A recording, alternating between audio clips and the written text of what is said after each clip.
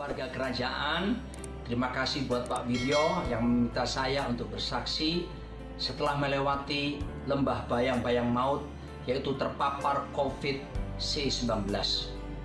Jemaat yang dikasihi Tuhan, sebuah pengalaman yang sangat-sangat mengerikan dan tidak mengenakan. 16 hari saya harus diopname di rumah sakit. Beberapa hari menjelang tanggal 21 Maret saya mengalami batuk-batuk dan demam tinggi.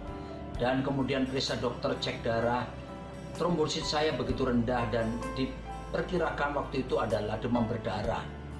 Dan kemudian batuk terus berlanjut, akhirnya periksa darah kembali dan ternyata trombosit mulai naik dan dokter minta supaya CT scan toraks segera. Dan hasil CT scan didapati, ternyata dokter memastikan ini pasti corona. Dan ini kasus berat karena sudah menyebar, hasilnya putih menguasai paru-paru saya. Dan 21 Maret saya harus opname, harus mengalami isolasi di rumah sakit selama 16 hari. Dan hari demi hari mengalami hal-hal yang seperti Mazmur 23 ayat 4 berkata, sekalipun aku berjalan dalam lembah kekelaman, aku tidak takut bahaya sebab Engkau besertaku.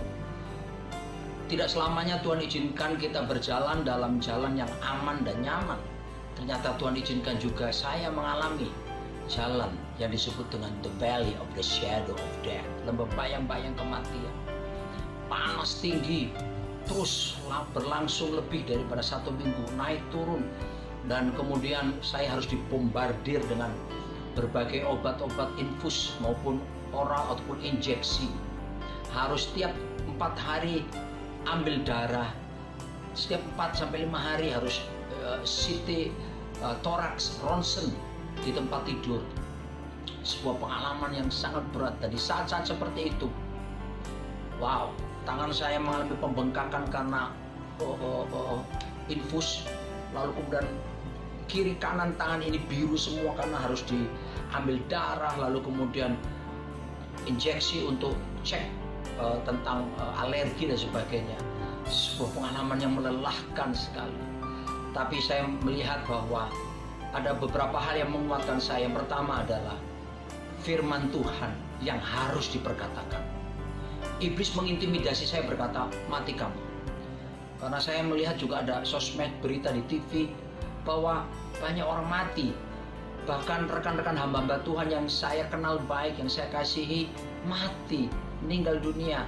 Tapi untuk masalah meninggal itu sepenuhnya kedaulatan Tuhan. Saya percaya mereka sudah bersama Tuhan di sorga dan tugas mereka memang di bumi sudah selesai. Tapi iblis datang berkata, kamu mati, saya minta kemurahan Tuhan. Yohanes 10, saya ucapkan ayat 10, pencuri datang mencuri, membunuh, membinasakan. Tapi Yesus datang memberiku hidup supaya aku memperolehnya dalam segala kelimpahan. Dan firman Tuhan yang lain, Filipi 4 ayat 13, saya katakan segala perkara dapat kutanggung dalam Dia yang memberi kekuatan kepadaku. Lalu kemudian pencobaan ini tidak melebihi kekuatanku, seperti 1 Korintus pasal yang 10 menjelaskannya. Saya ucapkan perkataan firman itu membangkitkan iman dan kekuatan untuk mematahkan segala serangan si jahat. Sebab peperangan rohani terbesar itu di pikiran kita. Jangan lupa, firman yang diucapkannya, diperkatakan itu begitu berkuasa karena dia pedang bermata dua.